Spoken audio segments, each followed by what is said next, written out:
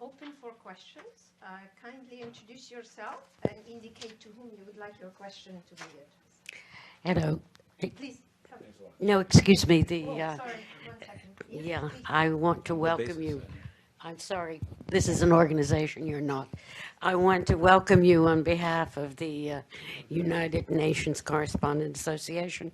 My name is Evelyn Leopold, and I would love one of those little red booklets, right? Thank you. You had a question? Thanks a lot. I did. Matthew Lee, Inner City Press. I didn't know that there was hierarchy at the UN, but thanks for the briefing on behalf of the Free UN Coalition for Access. And I wanted to ask, since we're here, you brought up in this city, the slums, and obviously there's been, so I had two questions about the current and even the past mayor, since this is a pretty well-known city. Recently, since the last time you were here, Michael Bloomberg was named to this UN post of climate change in cities. So I wanted to know, what's your understanding of that? Can this be part of the idea of making cities an SDG? Also, the change to de Blasio seems to many people see it as a move in the direction that you're talking about of equity. So within the bounds of nonpartisanship, if you want to comment on that. And then sort of a little bit more critically, I did see in the booklet, you have your list of sponsors, and it's a very wide-ranging. Obviously, some are businesses, and that's, they're an engine of change. But I wanted to know how they were selected. I noticed that one of the sponsors is GDF Suez, which is a big electrical company. But just cursory research finds that they're, protested for a big hydroelectric dam in Brazil. Various, in Australia, there are other protests. Many companies have protests. But I wanted to know how the corporate sponsors in particular were screened before being listed as a sponsor of this campaign. Thanks. So which question do you want to answer first? New York first. All right. I'm a resident of New York City, so I can speak with some authority.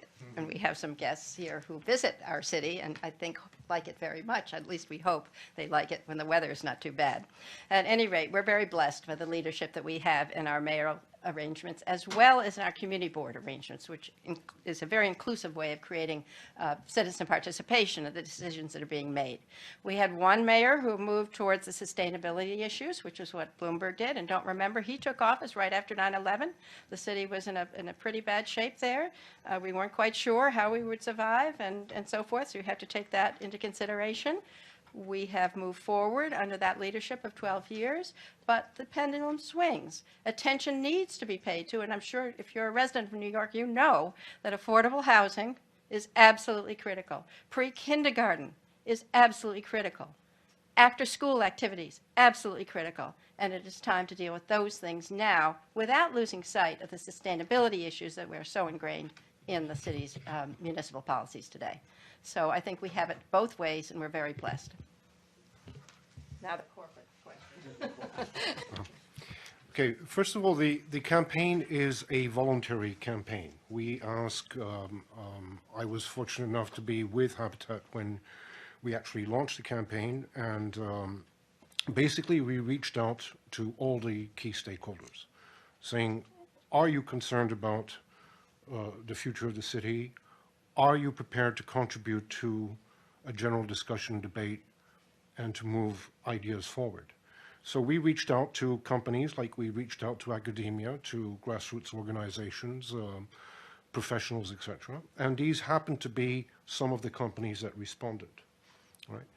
Now, I'm not going to address any particular case, but the companies that you have here on the first page of the sponsors are some of the biggest providers of basic urban services in the world today, right? They encompass energy, water, sanitation, waste removal, waste recycling, etc. And they are also among the companies in the world that are at the cutting edge of new technologies and new thinking. So I think irrespective of which company might have been subject to protests, where and at which point, the important thing is to engage the dialogue. And I think this is critical because we cannot move forward on this issue by refusing any party around the table. We have to be inclusive. We have to move together forward. And I can say that after being the chair of this steering committee for the last 5.5 years, that the companies do bring some very good minds to the table, and they also bring the challenges that they are facing. And we need to know what are the challenges that face equally a slum dweller as well as a basic service provider.